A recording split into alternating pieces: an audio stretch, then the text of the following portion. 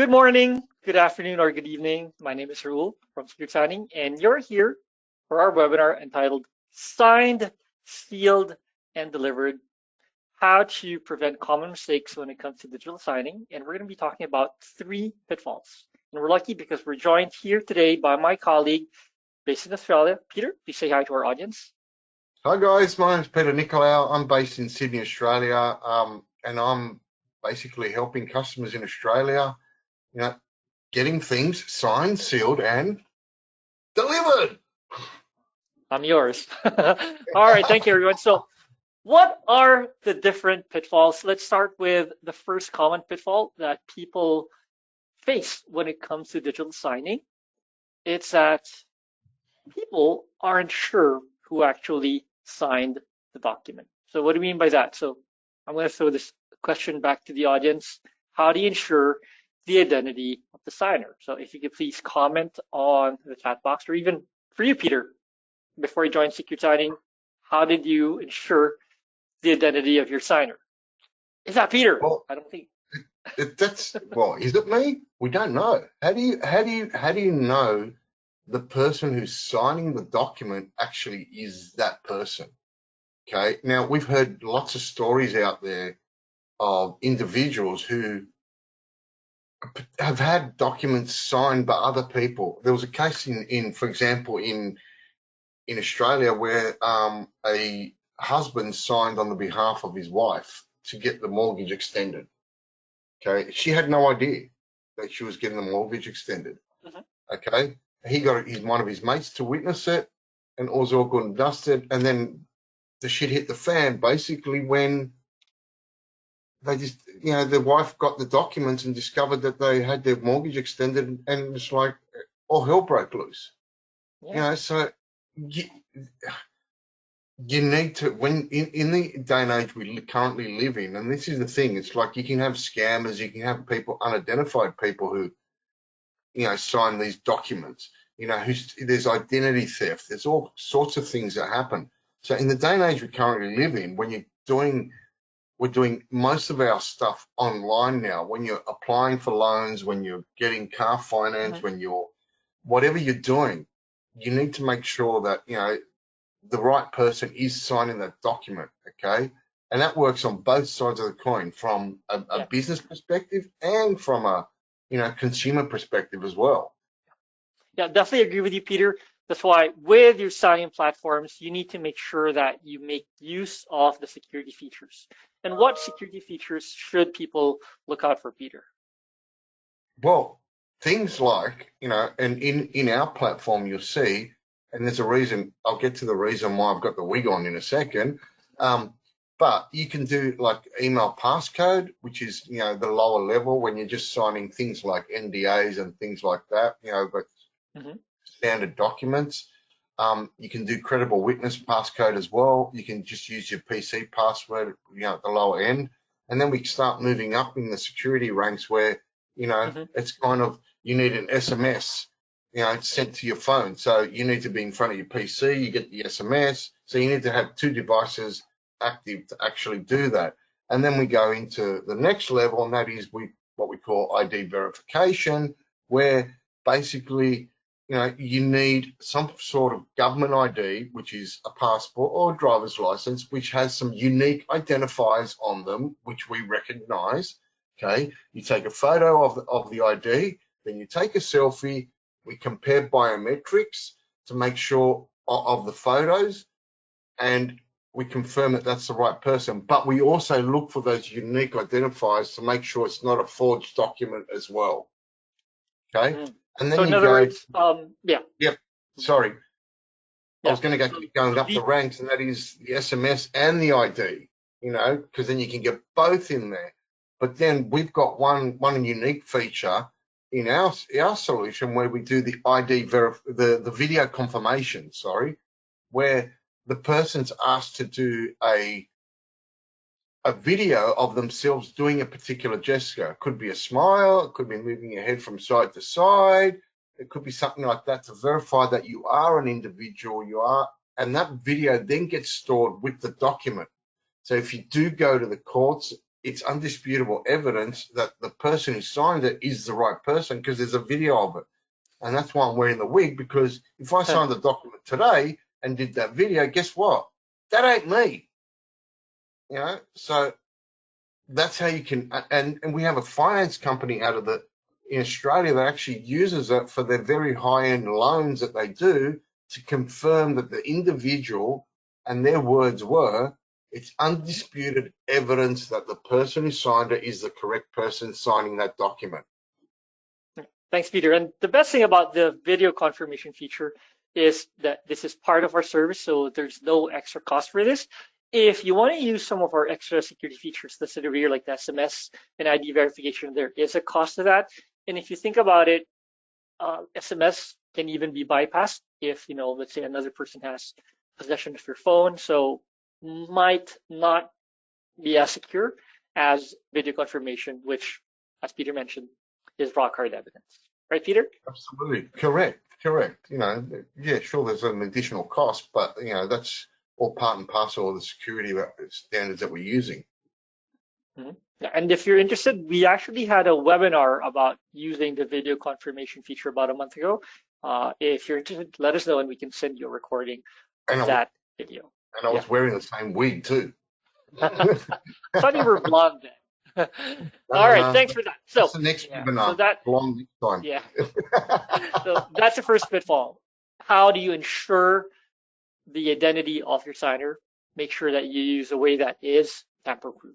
And speaking of tamper-proof, the second pitfall that a lot of people don't realize is they assume that all e-signing platforms are secure. And my question to everyone is this: how secure are your documents when it comes to digital signing? Because not every platform is equal, right, Peter? No, correct. I mean, when a document gets signed, and we see, I've spoken to a lot of people out there where, a document gets signed and then it gets sent back to them, and then they realize that there's a change on the document.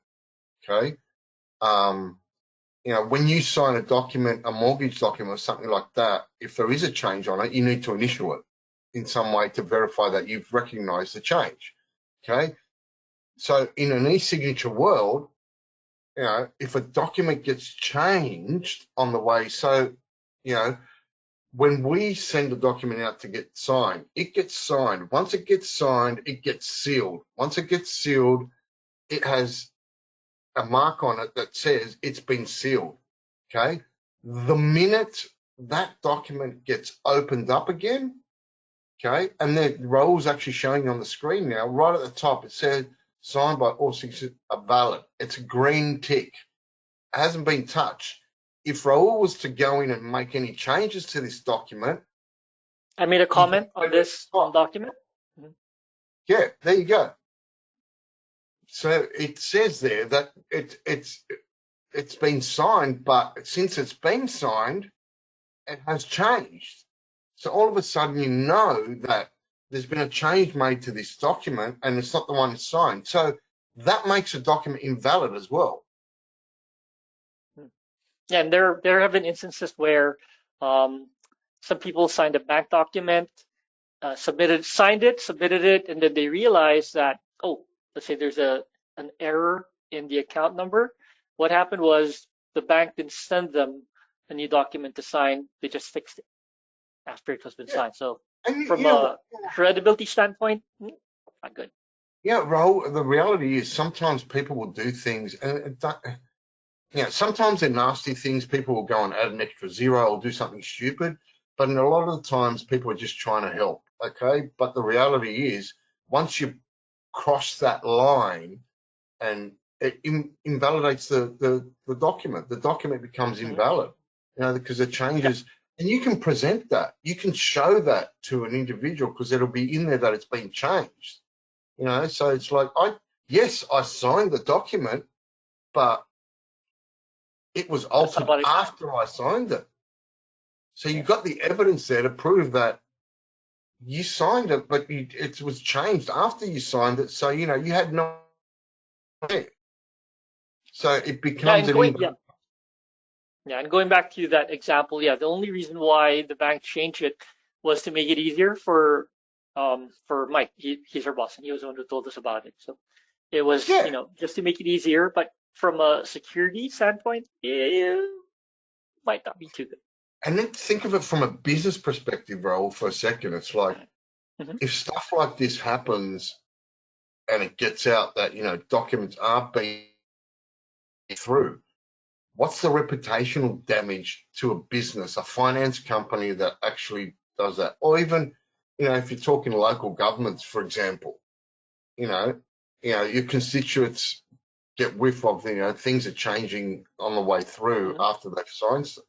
It just doesn't sit well. The trust factor for that organization goes down really fast. Okay. That is true. So if you've got a complete audit and you know what's going on and everybody can see, that, once it's been signed, if you make a change, you send it out again, you get it signed again, you get the green tick happening again, guess what?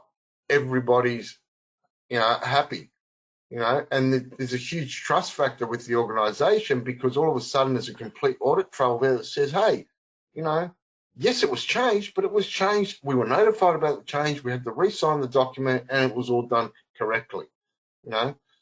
Hence, we go back to in the paper world, that's where you go into an office and you go, okay, so these changes were made, just signature next to those changes. That's true. And when it comes to verifying the signatures using our platform, you just need a PDF reader to make sure and see if there's a check mark. So no need to even have an account with us to verify. So that's one of the benefits of using the secure signing platform. Well, yeah, it's a PDF. It's just in a PDF reader. So you just open it like you open any other PDF on your PC, and you'll see that green tick at the top that tells you, bingo, you're good to go. This thing's been signed, sealed, and Delivered. There you go. So that is the second pitfall, not making sure that your signing platform is secure. And now let's talk about the third common pitfall is this. And I used to be guilty of this, leaving signed documents on the inbox. So the question we want to ask you, the audience, is where do you save the signed documents? And most people save it where, Peter? I think, Raul, the reality is, I think we're all guilty of this at some point in our lives. Okay. Because we all live busy lives, not for, and it's like, I always say the scenario I always use is like, you put a document together, you send it out to get signed, and you kind of forget about it, okay, until it comes back. When it comes back, you go, cool, it's done, it's processed, it's It's signed. there. Yeah, forget about There, it. I'm done. It's all, let's make this happen. Let's get on with the next thing I have to do. And you forget about it, okay? What we've done to fix this issue, or not fix it, but to counter this issue is basically we have integration points with all the major players out there so that you can actually send a document out from within the place it's being stored, okay? And when it comes back, it'll go back into that place as well. So it won't go, yeah, you'll get notified in your inbox. It says document's been signed, but it's been signed and put back into SharePoint, the folder in SharePoint you sent it out of, the OneDrive, the Dropbox. There they are. They're all the documents there. We also have integrations into, Content Manager, which a lot of government departments use. You can do a right click, send it out from the folder in Content Manager, and when it comes back, it goes back in there, okay, as And a yeah, and aside finalized from document. Content Manager, yeah, aside from Content Manager, as mentioned by Peter, we also have an integration with Magic, which a lot of local councils use as well. How about cost, Peter? Is there an extra cost for using the services on the screen right No, now? there's no Google additional Drive, cost. Dropbox.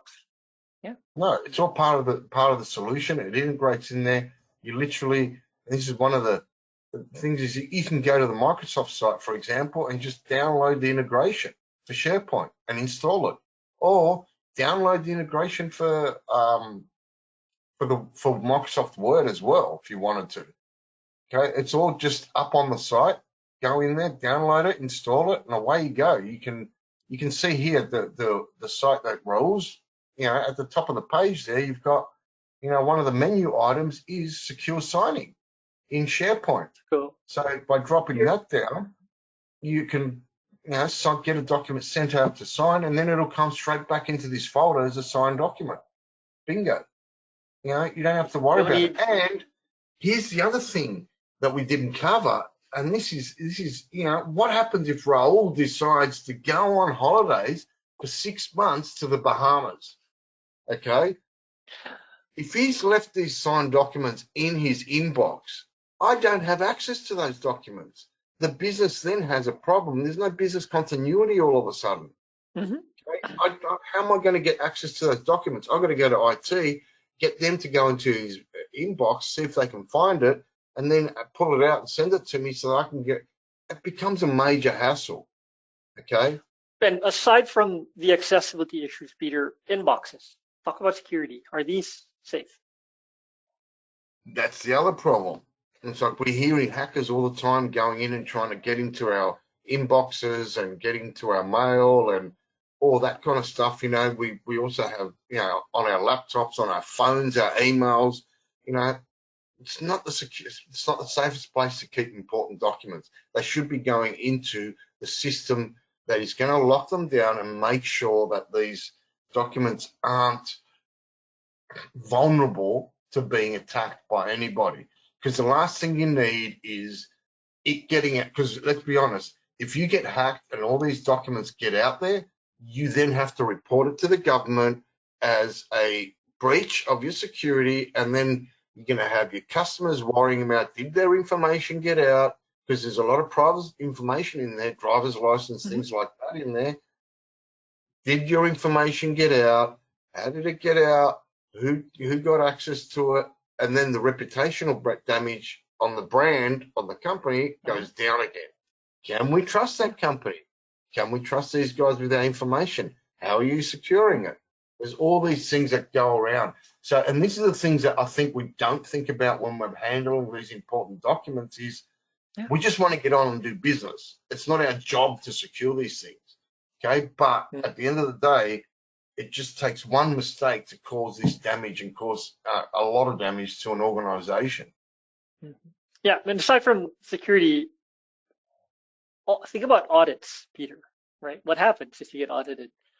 If you get audited and your documents aren't being saved, you're going to fail miserably. And you're going to lose your certification. Okay, so once again, in the day and age we live in, certification is everything. Everyone needs to know that you're certified to handle their private information in a certain way, and it's not going to get out. Okay? Because if you're not certified, no one's going to trust you. It's that stamp of approval that you've gone above and beyond to make sure that your information is being handled correctly. Okay, so yeah, if you can't pass an audit, then yeah, you're in a lot of trouble. So there you go, folks. Those are the 3 pitfalls most people face when it comes to digital signing. So just recap everything. The first pitfall that we mentioned was signing. How do you know, or how do you guarantee the identity of the signer? So make sure that your platform has different methodologies to guarantee the identity. Second point, Peter, what do you think it is? Second point is, make sure that once it's signed, it's sealed. Okay, it's locked, so that if any changes do happen to that document, you're aware of those changes and it needs to get re-signed again.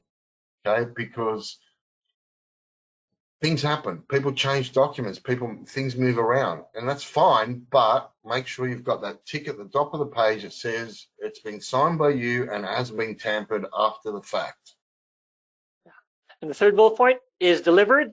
The integrations with popular document management systems can help automate the saving of signed documents. So if your sign platform has that, do turn it on. And with us, come standard with most of the common document management systems. And I just want to add to this is that it sounds like there's a lot going on here that we talked about, and it sounds like you've got to go through this whole process of getting all this done. But in actual fact, and I've heard this from customers, is once we've implemented the solution, it integrates so well into people's environments. It's not a huge change management issue. It's so easy to use.